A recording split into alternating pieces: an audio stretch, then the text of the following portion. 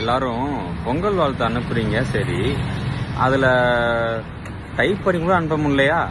இல்லை ஏதாவது வாட்ஸ்அப்பில் அனுப்பும்போது யாராவது அனுப்பிச்ச ஃபார்வேர்டு ஸ்டிக்கரு இல்லைனா ஹாப்பி பொங்கல்னு ஒரு டெம்ப்ளேட் இமேஜ் இருக்கும்.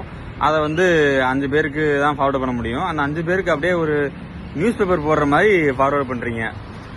தனியாக டைப் பண்ணி கூட அனுப்ப முடியலையா? இல்லை வாய்ஸ் மெசேஜ் போடலாம், இல்லைனா வீடியோ போடலாம், அது கூட பண்ண முடியலையா? அவ்வளோ பிஸியாவா இருக்கீங்க? அவ்வளோ ஃபார்மலாக எதுக்கு வாழ்த்து சொல்கிறீங்க? வாழ்த்து சொல்கிறேன்னா இண்டிவிஜுவலாக சொல்லணும். ஒரு அதிகபட்சம் எத்தனை பேர் சொல்ல போகிறீங்க? ஒரு 10 பேர் 20 பேருக்கு சொல்ல போகிறீங்க. அதை டைப் பண்ணி கூட அனுப்ப முடியாமல் ஃபார்வர்டு பண்ணிட்டு இருக்கீங்க. அப்படி என்னப்பா பிஸியாக இருக்கீங்க? இல்லைன்னா வீடியோ எடுத்து போடுங்க. வாட்ஸ்அப் ஸ்டேட்டஸில் வைக்கலாம், யூடியூப்பில் வீடியோவை போடலாம்.